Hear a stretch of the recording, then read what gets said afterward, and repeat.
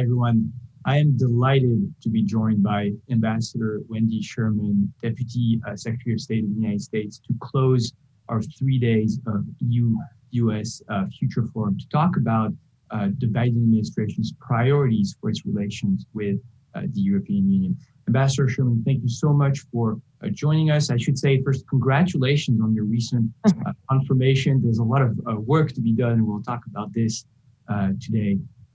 I want to first ask you, obviously President Biden has put alliances at the center of his international message. This was an important message during the campaign in the first few months of his presidency. He will be going to Brussels in June as part of his first international trip. What is the message that he will bring to his European allies? Well, first of all, thank you, Ben, for this conversation today, and congratulations to the Atlantic Council on this US-EU forum. I looked through the program. It's been just an extraordinary series of conversations, and it speaks to the point you're making, which is that President Biden, Secretary Blinken, have put alliances and partnerships at the center of our foreign policy. It is critical to our national security. We know that the United States is a leader in the world, but we want to lead with partners. We want to lead with the strong alliance we have with Europe. We want to reinvest and are reinvesting in the transatlantic relationship. And as you point out, President Biden's first overseas trip will be to the UK and to Brussels, Belgium. He will be engaged in conversations with NATO. He will be engaged with conversations with the G7 and with his EU counterparts.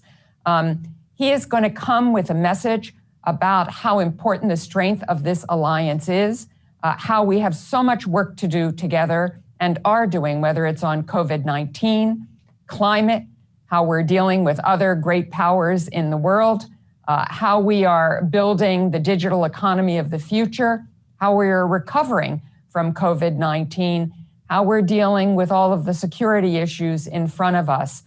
We are stronger together. The Secretary has said, the President has said, we want to build back better, and we want to build back better with Europe.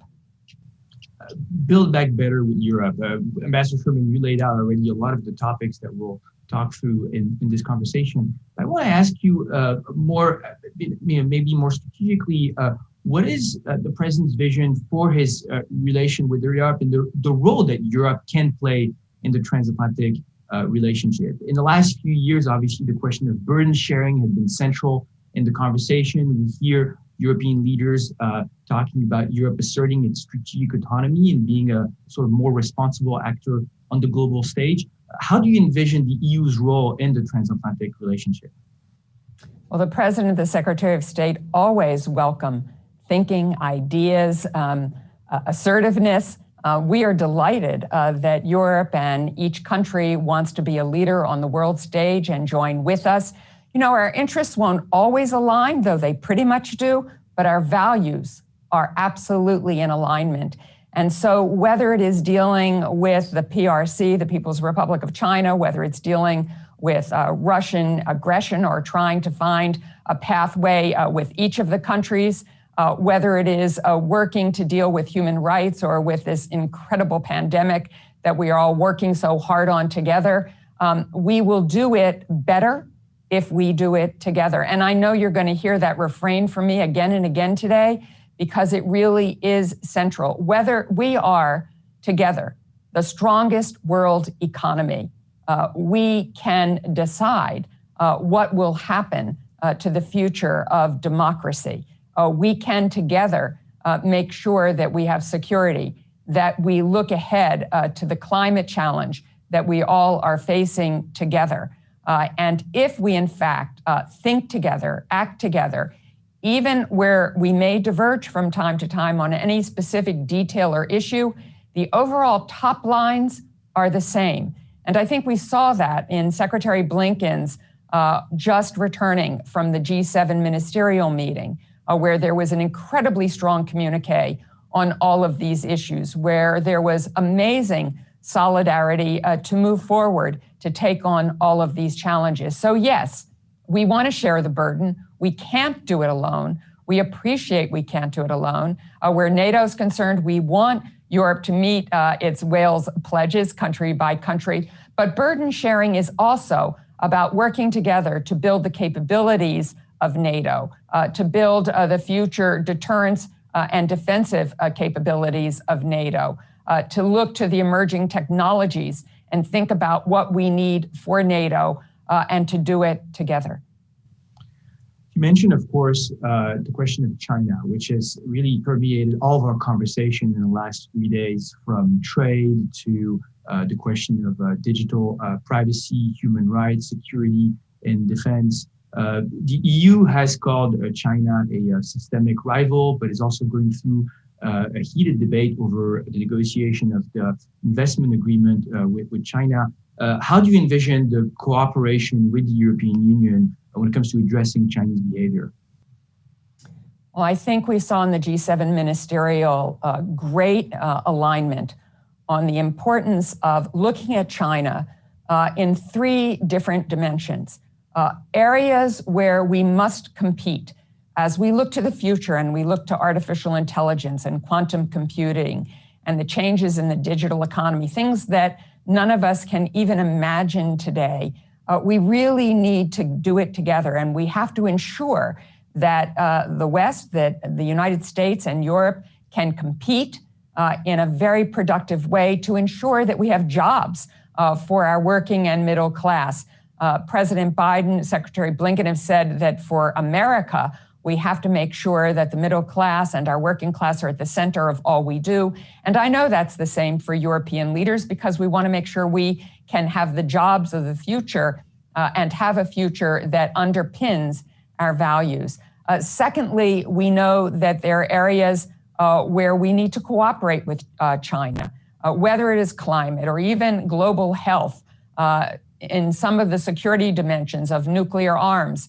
We need to find areas of cooperation because we have issues that cross boundaries. And so every country, and certainly a country as large and as important as China, has to be part of that future vision. And then there will be areas where we will be adversarial rivals, where we will have to challenge China, what it does in the South China Sea, what it does on human rights. You know, when Europe and the United States work together to speak out about the takeover of Hong Kong, when we have spoken together, when the United States put in place our Global Magnitsky Act to bring sanctions against China for its actions against the Uyghurs in Xinjiang, Europe joined with America. America joined with Europe, and we were much more powerful in that statement about the value of human rights because we did it together. Yeah.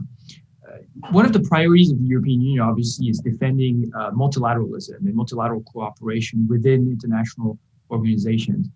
In the last few years, we had seen the United States desert some of the multilateral fora like the WHO, WTO. One of the first decisions of President Biden was to reintegrate the World Health Organization. I want to ask you, how do you see the cooperation with the EU in these international organizations? And more importantly, how can we make sure that they effectively deliver results? Excellent question. I would urge everyone to look at Secretary Blinken's statement on multilateralism at a session that China led this morning, since they're president of the UN Security Council at the moment. It was a very vigorous debate about multilateralism, with the secretary pointing out the importance of us working together, the importance of international institutions, and the need for reform as well. We are delighted to be back in the world community. President Biden re-entered the Climate Paris Agreement on day 1 of his administration. We are not going to leave the World Health Organization. We are up for election, as I think everyone knows, and very grateful to Italy and to others who have supported us in running for election to the Human Rights Council for the 22-24 term. We want to re-engage in the world and work with others. America needs to take its rightful place as a leader in the world, but not as a leader alone, with other leaders to tackle what are very tough challenges for all of us ahead. So we're glad to be back and we're glad to be working with Europe to address these very difficult challenges. One of these difficult challenges is an issue that you know very well because you were at the forefront of negotiating the JCPOA under the Obama administration. Obviously, this is a key priority for Europeans who have stayed within the JCPOA in the last a few years. How do you see the negotiations with Iran going over the nuclear program? Do you see any progress and any reason for hope in the near future? Well, first of all, I know that you had Federica Mogherini, the former High Representative of the European Union, speak about the JCPOA, and I want to acknowledge how critical she was to coming to terms with that agreement the first time round. And then I want to thank our European partners who are really leading the way on this subsequent negotiation to get compliance for compliance and re-enter the JCPOA and then build on it to be longer, stronger, better, to address all of the other issues of concern to all of us in terms of Iran's behavior in the region, its ballistic missiles, its weapons trade, its human rights in its own country and around the world.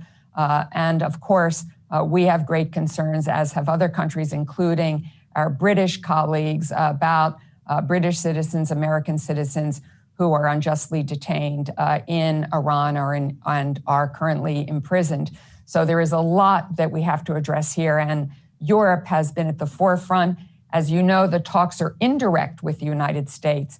Our team is in one hotel, and Europe, Russia, China, and the Iranians are in another hotel, and the Europeans are really shuttling back and forth to try to help get to a place that's important.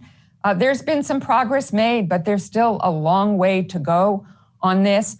I am hopeful that we can reach an understanding so that the IAEA technical agreement that expires with Iran at the end of May can be extended. I'm hopeful that we make enough progress that it can stand as the Iranian election gets underway in June.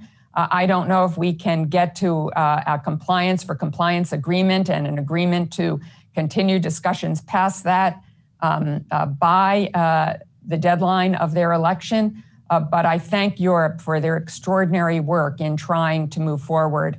I also want to give a shout out to our British colleagues who are working with us and with others to address the detainees. Again, we all are working very hard to try to free our citizens who are unjustly detained, and in the case of the United States, to gain more information about what has happened to Robert Levinson, who has been gone for so long from his family.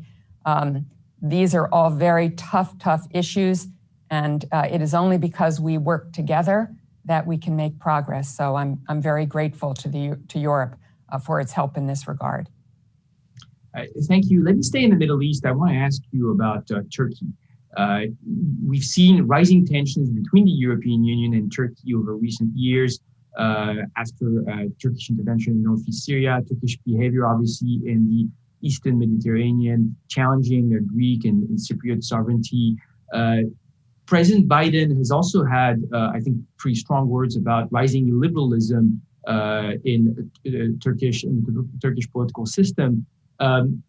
What do you expect from the relation with Turkey in the next few years and President Erdogan? And how do you see also room for partnership with the European Union in addressing Turkish behavior? Well, look, Ben, there's no question that Turkey is a valued and important partner in NATO.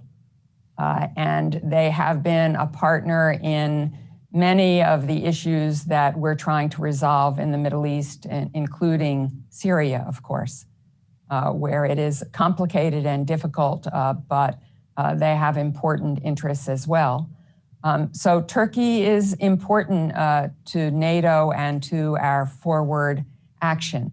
At the same time, as you point out, President Biden has said he will call out undemocratic action when he sees it, abuses of human rights, concerns about the constriction of democratic space in Turkey. He has done so. We will do so. We will continue dialogue with Turkey as Europe has to in fact try to help Turkey move to a better and more democratic future. Turkey is an enormous country with a growing middle class and a growing population that is engaged all over the world. Strong ties, particularly with Germany, of course, because of history and of that special relationship. So I think it is a complex relationship, but one that we have to acknowledge is important, valued, and at the same time, we need to call out the undemocratic space and try to dialogue with Turkey to help make a difference and to bolster civil society in Turkey so that in fact there is a voice within Turkey itself about its own future. We've heard the administration signal its concern over Russian growing troops at the border with Ukraine in recent months. I want to ask you about what the priorities are for the administration in its relation with Russia. President Biden has announced his intention to meet with President Putin. And what do you envision here, a partnership with the European Union in addressing Russian aggression? I think you heard Secretary Blinken yesterday in an interview with Andrea Mitchell from Kyiv, Ukraine, which he was visiting, and talking about how on one hand, of course, there is Russian aggression. We have seen that in the troop buildup and the weapons buildup on the border with Ukraine. Russia has moved back from its highest level of military troops, but I think we're all wary about where the future might be. And the United States, with Europe, has not been hesitant about sanctioning Russia where we must be concerned, whether that is going back to the poisoning of in Skripal in the UK, whether it is the poisoning of Navalny and the current prison treatment of Navalny, not giving him access to independent medical doctors, in fact, letting him out of prison. We have seen that in a lot of ways that they have constrained space and that they have taken aggressive actions. On the other hand, we want to maintain a dialogue with Russia. We have extended the New START agreement. That is very important. Russia and the United States are the largest holders of nuclear weapons, and so strategic stability is critical. I know that Europe believes that as well. And in fact, Russia is on Europe's border and doorstep even more than it is on the United States. So it's very important for us to learn from Europe. I think the OSCE has played an important role in trying to move forward in creating stability. I know that we are also working with Russia where the Arctic is concerned. Before the end of this month, there will be an Arctic Council meeting. Secretary Blinken will be attending that. And we have a lot of common issues that we have to work on with Russia. We were very glad, by the way, to see at the Leaders Summit on Climate that both President Putin and President Xi attended and engaged on that issue. So it is a multifaceted relationship. And I want to say very clearly, our effort is not to either contain Russia or to contain China. They are sovereign nations who want to have a place in the world. We just want to make sure that that place is not one of aggression. It is not a place where human rights are abused. We want to make sure that the rules-based order that we have all worked so hard to construct is followed, that there is a level playing field. I should have acknowledged earlier that the US and the EU are going to kick off the US-EU dialogue on China. The EEAS Secretary General Stefano Sannino and I will kick off that dialogue for the first time later this month. So we've got a lot of work to do, both with these great powers, Russia and China. They are complex in both cases, but it is important that we do this in a way where we are both looking at the things that are problematic, we are competing effectively, and we are cooperating where it is in our interest to do so. Yeah, I want to follow up on that because it's very interesting. You mentioned the climate summit recently, where the United States made very ambitious commitments to fighting climate change. How do you balance precisely this necessary cooperation on the fight against climate change, which is a priority for both the European Union and the United States, with the necessity to push back against malign behavior from both Russia or China? Russia and China came to the climate summit because it's in their interest to do so. Their own citizens are victims of the change in climate. They understand that we're going to see climate migrants as the weather heats up in some places and perhaps gets colder in others. They understand that the global pandemic that we're seeing is probably in some measure connected to climate change. They see this as they're in their own interest. And so we should take advantage of that reality and work together on solving this problem. It cannot be solved by any one country alone. Air moves, changes in climate move, use of fossil fuels affects all of us wherever it occurs.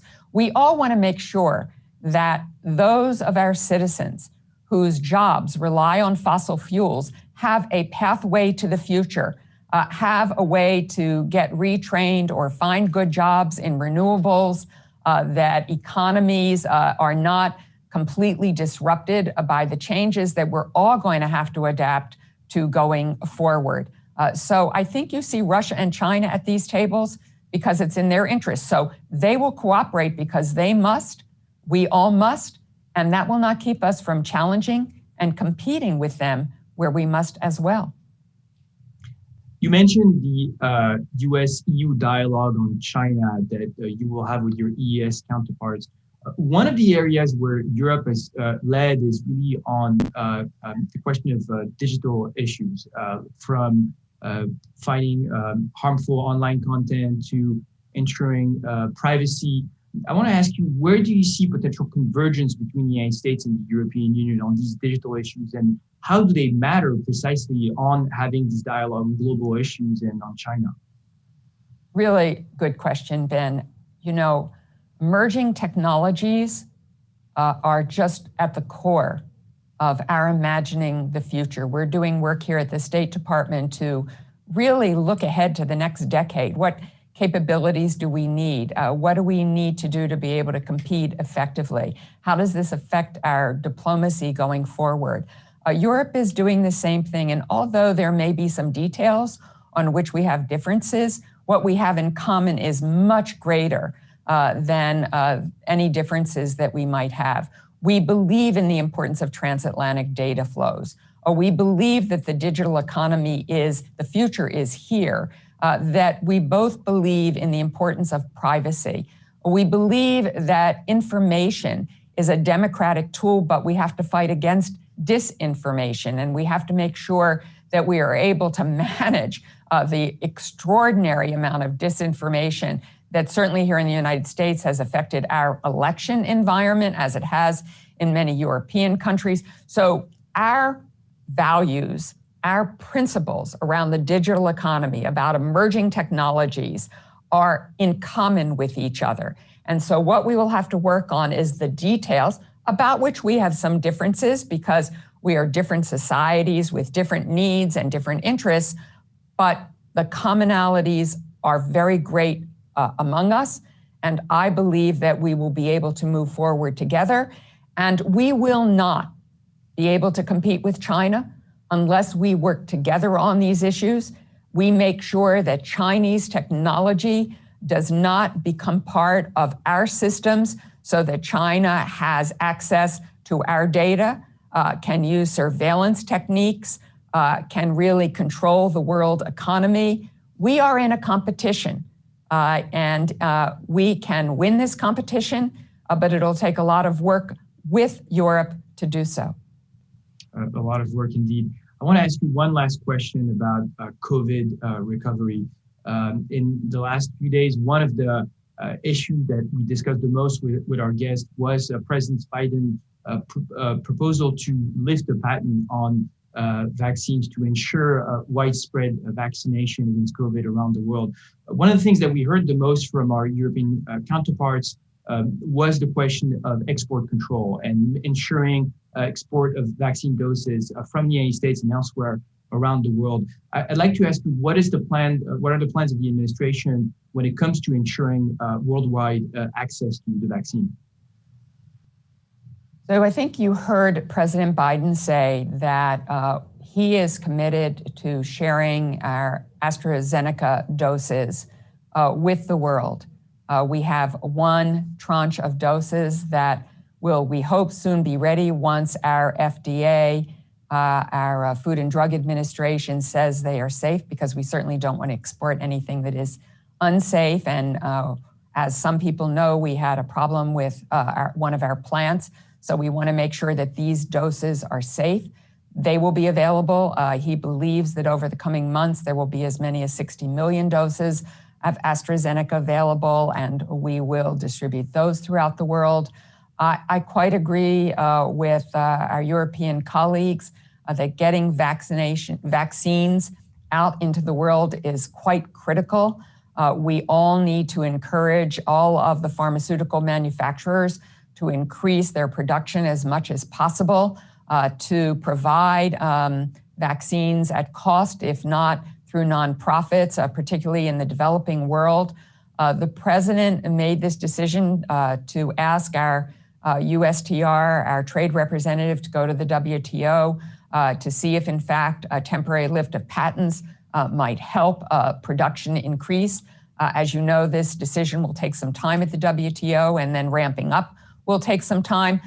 But the COVID crisis is devastating to everyone, to the world economy. We have seen what has happened in India over the last days, and my condolences, my heartfelt, deep concern for everyone in India who has a family member who is sick or who has lost their life. We indeed have lost some of our team in India. I'm sure that is true for other embassies as well. So this is a crisis that moves around the world. These mutations move around the world. So yes, it is critical for us to vaccinate our own citizens and protect them. And the President Biden made that a first priority, but he well understands, Secretary Blinken well understands, and there was a lot of discussion at the G7 ministerial about this, that we have to lead in getting vaccines to the world, or it'll come right back to those of us who have had the privilege and the possibility of vaccinating our citizens in the first instance. So this COVID crisis and challenge is not over. Even if we get to herd immunity in our own populations, we have to help the rest of the world get there. The United States is a leader in doing that, and doing so with Europe. Together with Europe, we have pledged $45 billion to this effort. The United States alone has made the single biggest contribution through Gavi to COVAX, $2 billion, and another $2 billion through 2022. There is a lot of work left to do. This was high on the list of discussions at the G7 ministerial. I'm sure it will be at the G7 leaders meeting, just as it has been in the Atlantic Council's EU-US forum. It is an enormous challenge for all of us, and we must meet it. An enormous challenge, and there's a lot of work to do together with this. Ambassador Sherman, I really want to thank you for your time for this very ambitious tour d'horizon, and wish you good luck for the next few years in partnership with our EU friends. Thank you. It's been great to be with you, and congratulations again to this tremendous forum that the Atlantic Council has put on. Thank you.